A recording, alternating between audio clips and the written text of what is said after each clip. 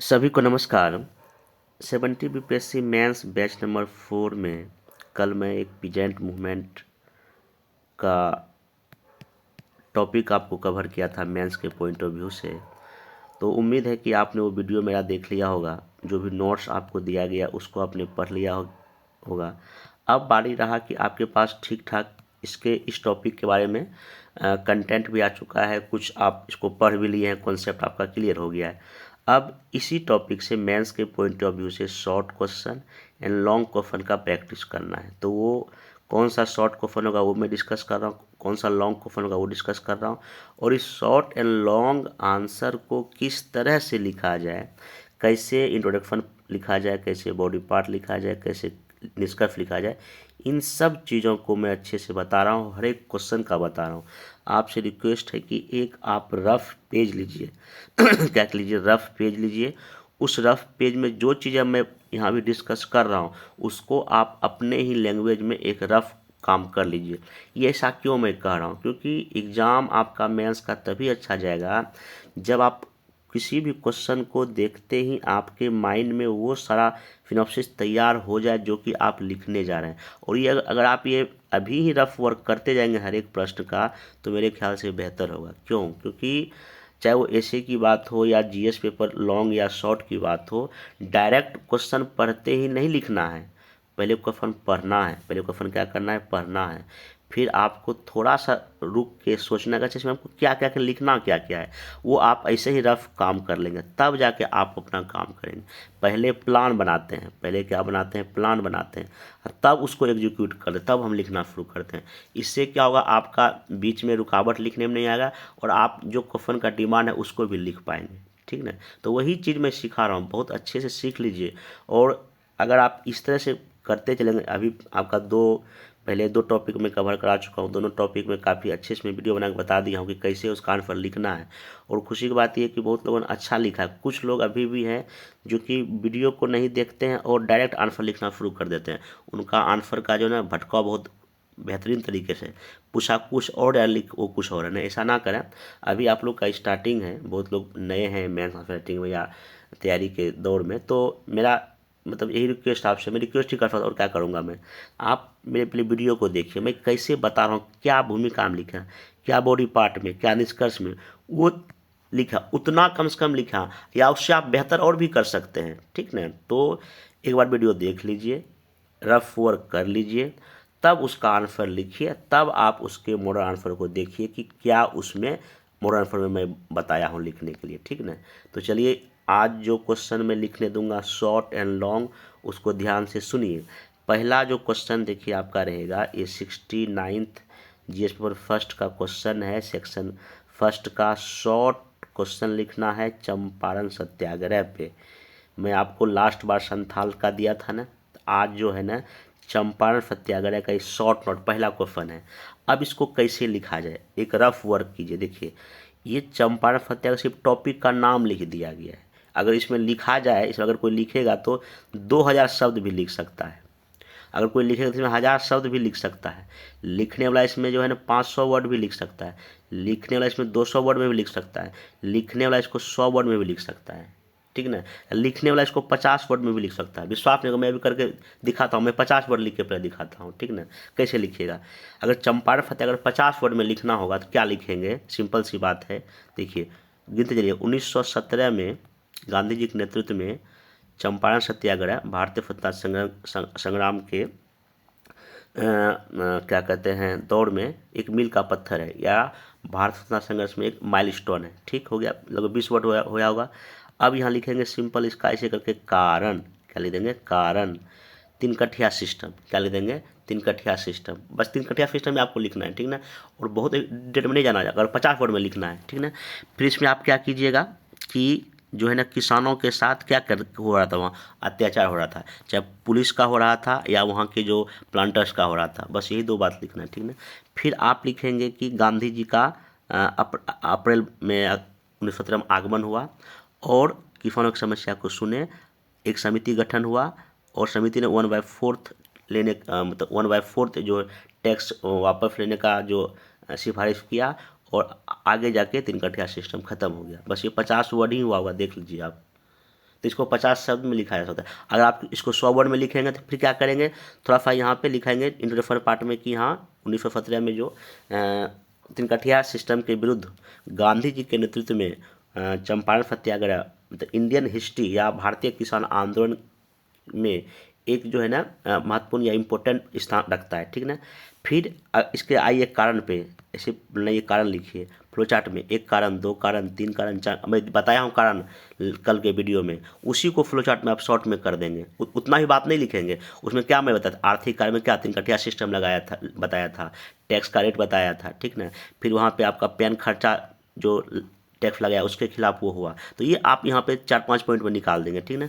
फिर आप लिखेंगे गांधी जी का आगमन, गांधी जी का गतिविधि लिख देंगे कि गांधी जी यहाँ आए, 144 धारा भी लगा यहाँ पे, गांधी जी पर केस भी हुआ, गांधी जी पूरी तरह मना कर दिए कि नहीं हम बॉन्ड नहीं भरेंगे। अंतिम में एक समिति का गठन हुआ सराय के नेतृत्व में और सिफारिश दिया और आ गया कि तिनकठिया सिस्टम खत्म हो गया, जिसका कि आगे के नेशनल मूवमेंट पे एक बड़ा इम्पैक्ट हमको दिखाई पड़ता है इस चंपारण सत्याग्रह, क्योंकि गांधी का आगमन हो रहा है, सत्य का प्रयोग हो रहा है, ठीक ना। तो इतना आप पर क्या कर सकते हैं, ख़त्म कर सकते हैं। ये 100 वर्ड में हो गया। तो क्योंकि मैं देखता हूँ कई लोग कहते हैं कि इसको 50 वर्ड में कैसे लिखा जाए, कई लोग का ये भी मैं उनको मैसेज करके बोल रहे थे कि इतना लॉन्ग क्वेश्चन बीपीएससी पूछ दिया शॉर्ट में, उसको 80 वर्ड में लिखा ही नहीं जा सकता है, 100 वर्ड में लिखा ही नहीं लिखा जा सकता है, वो प्रैक्टिस करना पड़ेगा, प्रैक्टिस में बार बार बोलता हूँ, ठीक ना। तो आप इसको क्या कीजिएगा, 50 शब्द में लिखिएगा, 50 शब्द में लिखिएगा, आप इसको 100 शब्द में लिखिएगा, आप इसको 150 में लिखिएगा, इसी प्रश्न को 3 रूप में लिखिएगा, सबको मैं बोल रहा हूँ, ठीक ना। ये देखिए प्रैक्टिस कर लीजिए, जब कोई खिलाड़ी जब क्रिकेट खेलने जाता है ना तो क्या करता है, वो हर एक तरह के बॉल का प्रैक्टिस करता है, ठीक ना। यॉर्कर करता है, बाउंसर करता है, ऑफ है, लॉन्ग में सब बॉल मतलब प्रैक्टिस करता है खेलने का। और जो बॉलर होता है वो भी अलग अलग बॉल डाल के जो है ना बल्लेबाज को छकाता है। तो वही आप मैं कह रहा हूँ कि प्रैक्टिस कीजिए, बहुत ज़रूरी है आपके लिए, ठीक ना। तो समझ गए इसमें आपको क्या लिखना है। हालांकि मैं इसका एक अच्छा से वीडियो पहले बता भी दिया हूँ, ठीक ना। हाँ, अगर एक सब मैं मोड़ा दिखा देता हूँ मतलब कि जो आपको मिलेगा, ये देखिए आपको पैराग्राफ के फॉर्म में मॉडर्न फॉर्म दिया गया। हालांकि नोट्स में मैं फ्लो चार्ट में ही चीज़ें बताया हूँ, तो आप उसी चीज़ का यूज करेंगे ज़्यादा अच्छा होगा। इसको वीडियो पॉज करके देख लीजिए, क्योंकि इसके बारे में आप बहुत कुछ जानते हुए इसमें कुछ ज़्यादा इन्फॉर्मेशन लिख दिया गया जानबूझ के, ताकि अगर इसमें अगर लॉन्ग क्वेश्चन भी आ जाए तो आप इसको इस करके लिख सकते हैं। जिनका इंग्लिश मीडियम है वो भी इसको पॉज करके थोड़ा सा देख लेंगे, इसमें जो भी चीज़ें हैं, ठीक ना। और इसको लिखने की कोशिश करेंगे 50 वर्ड में, 100 वर्ड में, 150 वर्ड में, ठीक ना। तो सब लोग यूज करेंगे, और इसमें जितना आप फ्लो चार्ट का यूज करेंगे उतना आप कॉन्फिडेंस जल्दी खत्म हो जाएगा। अब 69 का ही दूसरा क्वेश्चन ये जो लॉन्ग है पूछा, evaluate the Champaran indigo movement and explain its impact on the Indian freedom struggle. Champaran नील आंदोलन का मूल्यांकन कीजिए एंड भारतीय स्वतंत्रता संघर्ष पर इसके प्रभाव का वर्णन कीजिए। अब देखिए, जैसे आप इस प्रश्न को पढ़ें तो पहले देखें कि कितना कितना कैसे कैसे क्या लिखा हुआ है। तो यहाँ देखिए, यहाँ बीच में एंड लिखा हुआ है इसका, और इधर भी कुछ लाइन है, इधर भी कुछ है। इसका मतलब ये है, ये आपसे क्वेश्चन का ये डिमांड कर रहा है कि आप जितना वर्ड इसमें इस पार्ट में लिखेंगे उतना ही वर्ड इधर भी लिखने की कोशिश करें। ये नहीं कि नील चंपारण के बारे में आप मान लीजिए कि 70% वर्ड यूज कर दिए और इधर आप 30% अगर वर्ड यूज करेंगे तो नंबर भी आपको ऐसे ही मिलेगा। कई सारे प्रश्न आप देखे होंगे कि मार्क्स डिवाइड होता है, हालांकि यहाँ पे डिवाइड नहीं किया, लेकिन यहाँ जो क्वेश्चन का लाइन अच्छे से पढ़ेंगे तो ये आप लगभग 50% में लिखने की कोशिश कीजिए। और भारतीय स्वतंत्रता संघर्ष पर इसके प्रभावों का भी वर्णन कीजिए।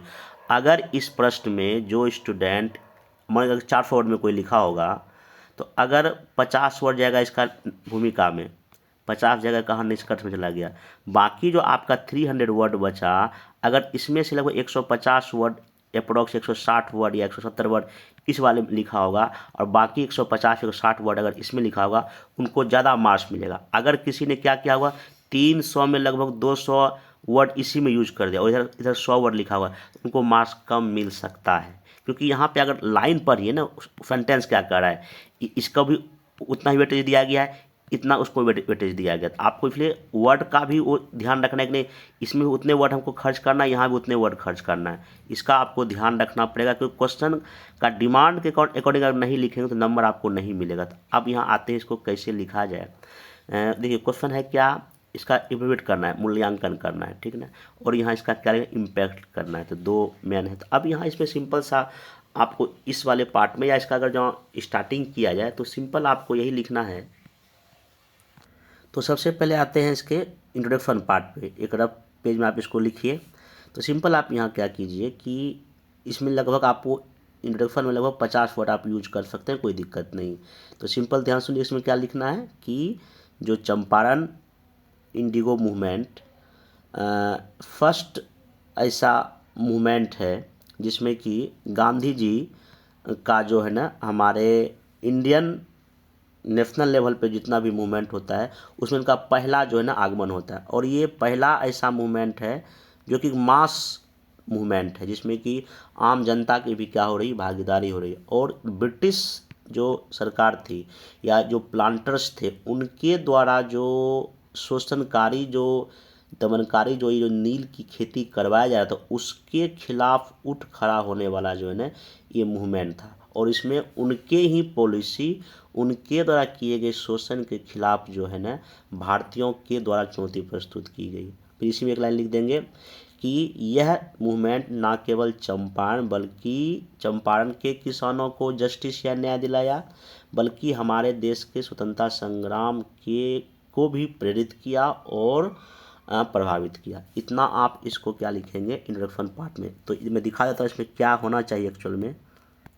आप इसको देख सकते हैं, जिनका हिंदी मीडियम है आपको ऐसा ही इंट्रोडक्शन कुछ लिखना। आप इससे भी अच्छा लिख सकते हैं लेकिन इतना कंसोल लिखें। जिनका इंग्लिश मीडियम है इनको वीडियो पॉज करके आप इसको देख सकते हैं। इस तरह का आप एक इंट्रोडक्शन वर्ड में देने का कोशिश करेंगे। अब नेक्स्ट जैसे कि लाइन चेंज करेंगे तो आप यहाँ पे राइट साइड में अपने आंसर फिर राइट साइड में बॉक्स बना के यहाँ पे इस तरह से बिहार का मैप बना के यहाँ पे आप चंपारण का एरिया दिखा दीजिएगा, ठीक। अब जो इसके इधर लेफ्ट साइड में यहाँ लिखना है, जैसे यहाँ डायग्राम बनाएंगे, इस मूवमेंट का आप लिखिए बैकग्राउंड या काउज, ठीक ना। आपको बैकग्राउंड या काउज अच्छे से पता है, मैं इसका डिटेल डिस्कस फिर नहीं करूँगा, ठीक ना। फिर आगे जो है ना इस आंदोलन का प्रमुख जो घटनाक्रम होता है, घटनाक्रम में वही गांधी जी का दौरा या यहाँ पे किसानों से पूछताछ, ये सब लिख दीजिएगा, ठीक ना, जो भी इसका अंदर का बात है। फिर यहाँ पे लिखिएगा इसका आउटकम्स या परिणाम क्या रहा, फ्लो चार्ट में लिख सकते हैं, ठीक ना। इतना लिखने के बाद तब आप यहाँ आइएगा कहाँ पे, ये हो गया इसका पार्ट हो गया। अब इसके आइए कि क्या प्रभाव पड़ा। अभी मूल्यांकन भी हम लोग करेंगे, पहले इसका प्रभाव दिखाएं। यानी तो मूल्यांकन आप इसी जगह इसका जो ना मूल्यांकन भी कर सकते। देखिए मूल्यांकन में ये है कि एक दो पक्ष, जैसे कई सारे जो हिस्टोरियन या और भी जो गांधी जी के जो कुछ अगेंस्ट में बोलते हैं उनका ये कहना है आखिर गांधी जी ने पूरा लगान जो रिटर्न करने का क्यों नहीं डिमांड किया, 1/4 ही क्यों किया, ठीक ना। इस आधार पे गांधी जी की कई लोग आलोचना करते हैं। तो आप एक बात यही लिख सकते हैं यहाँ पे, अगर इस मूवमेंट का अगर मूल्यांकन किया जाए तो कुछ ऐसे जो विद्वान या हिस्टोरियन हैं जो कि गांधी जी के इस बात पर आलोचना करते हैं कि 1/4 ही क्यों टैक्स को कम किया गया, इतना पैसा ही क्यों उठाया गया, 100% क्यों नहीं, इस आधार पे करते हैं। लेकिन उस समय के दौर में इतना भी करना एक बहुत बड़ा अचीवमेंट था, ना सिर्फ गांधी जी के लिए बल्कि हमारे किसानों के लिए, ठीक ना। तो ये एक लाइन आप ऐसे करके इसका मूल्यांकन कर सकते हैं। और तब आप इसका ये इम्पैक्ट पे क्या लिखिएगा, जैसा कि मैं कल बताया हूँ काफ़ी अच्छे से। इम्पैक्ट जब आइएगा तो ना केवल इसके उद्देश्य ने इसको, इस जो सक्सेसफुल मूवमेंट हुआ इसने हमारे स्वतंत्रता संघर्ष को क्या ऑब्जेक्टिव लेवल पे, उद्देश्य के स्तर पे प्रभावित किया। क्योंकि आगे के किसी भी नेशनल मूवमेंट में एक फिक्स्ड आपका क्या होता है, ऑब्जेक्टिव होता है, इन बता चुका हूँ। फिर आप संगठन के बारे में लिखिए। पहली बार जो ये जो सत्य और अहिंसा का जो टूल्स गांधी जी यहाँ यूज कर रहे हैं वो हमारे आगे के स्वतंत्रता संघर्ष का एक पहचान ही बन जाता है।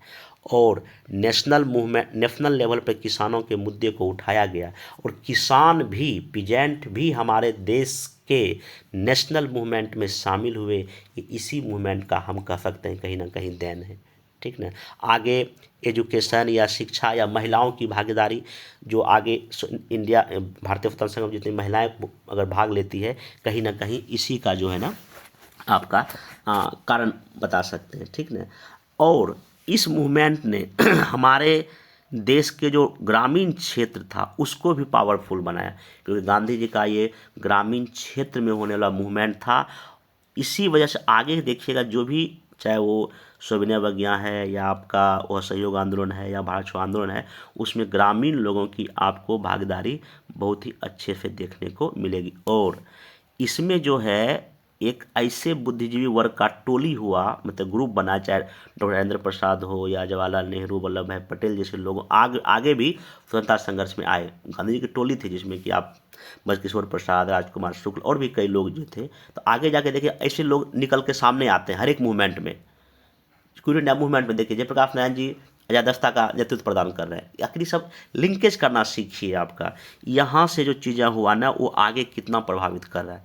तो इस तरह से अगर आप इसको लिखेंगे ना, तो मेरे ख्याल से बाकी अगर इससे कितना भी टफ बीपीएससी क्वेश्चन पूछेगा ना, तो मेरा विश्वास है कि आप उसको अच्छे से लिख पाएंगे। तो प्रभाव लिख के वही तब अंतिम में वही की निष्कर्ष में आपका निष्कर्ष आप खुद लिखिए, मैं बताऊंगा नहीं, आप खुद लिखिए, देखते आप कितना अच्छा लिखते हैं। ठीक है, तो कहने का मतलब ये है कि इसमें 50 वर्ड आप कहाँ खर्च करेंगे इसके इंट्रोडक्शन पार्ट में, फिर लगभग 150, 160, 70 वर्ड आप इस पार्ट में लिखेंगे, फिर लगभग 150, 160 वर्ड आप इस इम्पैक्ट वाले पार्ट में देंगे, और तब एक दो लाइन में इसका जो वही गांधी जी का जो आलोचना होता है, मतलब आप अपने तरफ से आलोचना नहीं लिख दीजिएगा, विद्वानों का रेफरेंस लेते हुए आलोचना कर दीजिएगा। ठीक ना, और तब अंतिम में जो है ना एक 50 वर्ड में या जो 40 वर्ड में एक अच्छा सा निष्कर्ष लिखिएगा। तो समझ में आ गया थीम। ठीक ना, चलिए, तो ये तो हो गया 69 का 2 क्वेश्चन आपको लिखना है, एक शॉर्ट एक लॉन्ग। अब आते हैं जो मैं देता हूँ उसको ध्यान से देखिए। अब देखिए इसमें पहला ये 4 शॉर्ट क्वेश्चन है, 1 2 3 4, और एक आपको लॉन्ग क्वेश्चन देना, ध्यान सुनिए, और इसका आप एक रफ में भी यहाँ पे बनाइए, जो भी रफ वर्क कर लीजिए। फर्स्ट क्वेश्चन है, क्या रिलेशनशिप था freedom struggle of Bihar and peasant movement, Bharat के स्वतंत्रता संघर्ष और किसान आंदोलन के बीच क्या अंतर संबंध था, इसको दिखाइएगा।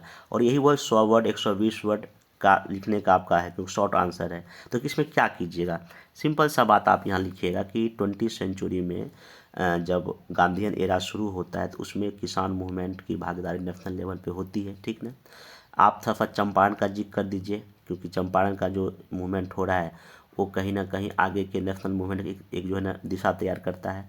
फिर आप यहाँ दिखाइए कि जो आपका नॉन कोऑपरेशन मूवमेंट था उसमें किसानों की भूमिका रही है, खास करके मतलब कि जैसे कि कुछ बिहार का एग्जांपल दे दीजिएगा किसानों का, या जो चाहे श्री कृष्ण सिंह है, मोहम्मद जुबैर, सब ये लोग भी किसान के ही फैमिली से बिलोंग करते थे, इसका आप जिक्र कर दीजिएगा। फिर जब आप आइएगा स्वतंत्रता संघर्ष, चूँकि बिहार का कह रहा है ना, आगे जब आइए इसमें क्या कहते हैं आपका सिविल डिसोबेडिएंस मूवमेंट में, यहाँ चौकीदारी टैक्स नहीं देंगे। ठीक ना, और किसान यहाँ पे देखिएगा, चाहे सारण है, मुजफ्फरपुर के किसान इसमें भाग ले रहे हैं। फिर किसान मूवमेंट आप यहाँ पे देखिए, कुछ आप जिक्र कर सकते हैं स्वामी फर्नांड का भूमिका, जब ये 1936 में जो ऑल इंडिया किसान सभा का स्थापना करते हैं, या 1937 में जो आपका कांग्रेस की सरकार बनती है बिहार में, वहाँ किसान काफ़ी बड़े लेवल पे भूमिका निभाया था। मतलब आपको अंतर संबंध दिखाता देना एग्जाम्पल के साथ, मतलब आप यही, क्योंकि एक समय ऐसा आता है 1920-30 के फेज में बिहार में या पूरे इंडिया के लेवल पर किसान मूवमेंट, जहाँ ये पता ही नहीं चलता है कि कौन किसान मूवमेंट है, कौन हमारा स्वतंत्रता संघर्ष का आंदोलन है। क्योंकि चाहे सरदार वल्लभ भाई पटेल हो, नेहरू जी हो या गांधी जी हो, ये किसान के रूप में भी जाके हमारे कई इलाके में दौरा करते हैं। ठीक ना, तो आप ऐसे करके चीज़ों को दिखा दीजिए। हाँ, बिहार के कुछ किसान नेता का नाम इसमें आपको आना, क्योंकि बिहार के ही संदर्भ में मैं बात कर रहा हूँ, क्वेश्चन पूछा है, इसलिए आपको ये और अंतर संबंध दिखा देना कि एक ऐसा टाइम है दोनों एक दूसरे से मिक्स हो जाते हैं। लेकिन हाँ, यहाँ पर आप एक सी बात लिख लीजिएगा कि 1937 के बाद जो किसानों के मुद्दे को सही ढंग से नहीं उठाने की वजह से कुछ मतभेद भी होता है। लेकिन हाँ, दोनों, चाहे किसान मूवमेंट हो या हमारे देश का स्वतंत्रता संघर्ष हो, दोनों का उद्देश्य कहीं ना कहीं इस देश से ब्रिटिश सत्ता को उखाड़ फेंकना था। एक पॉजिटिव रहते हुए आंसर को आप क्या करेंगे, ख़त्म करेंगे। दूसरा बात यहाँ पे है कि ये तो आसान है, मैं इसको नहीं बताऊंगा कि क्या रोल था स्वामी सरस्वती का, इसका बहुत ही संक्षेप में आपको बता देना। वही 1928-30 के बाद जो इनका जो आगमन होता है, गांधी जी के बाद दूसरे सबसे बड़े नेता थे किसान मूवमेंट के यहाँ पे ये। ठीक ना, 1928 से लेके लगभग 10 साल तक यही लीड कर रहे हैं किसान मूवमेंट को, बिहार पे भी और देश के लेवल पे मोटा मोटी। आप उनके भूमिका को अच्छे से दिखा देंगे, जो यहाँ कुछ किसान सभा बनाया है, जो पार्टी बनाया या जो ऑल इंडिया किसान सभा का स्थापना किए 1937 के चुनाव में दिखा दीजिएगा, ठीक, भूमिका इनका दिखा दीजिए, कोई दिक्कत नहीं है। अगला क्वेश्चन है कि उन कारकों की चर्चा कीजिए जिनके कारण भारत में ब्रिटिश शासन के दौरान किसानों ने विद्रोह किया। अभी देखिए कारण है इसका, ठीक ना। अब जब इसके आइएगा काउज पे, कारण पे जब आइएगा, अब ये जो क्वेश्चन है देखिए सिंपल यहाँ लिखा हुआ है, भारत में ब्रिटिश शासन काल के दौरान किसानों ने, जैसे आप ये वर्ड देखिए तो इसका मतलब क्या है, हमारे देश में किसान मूवमेंट प्रेजेंट में 19वीं सेंचुरी में होता है और 20वीं सेंचुरी में भी होता है। आप स्टार्टिंग में थोड़ा सा वही लिख देंगे कि ब्रिटिश जो पॉलिसी के खिलाफ 19 एंड 20 सेंचुरी में हमारे देश के प्रेजेंट ने उनके खिलाफ जो भी शोषण हुआ, चाहे वो कृषि का वाणिज्यीकरण है या लैंड रेवेन्यू सिस्टम है, इन सब की वजह से जो है ना आपका 2 फेज में आपका ये मूवमेंट दिखाई पड़ता है।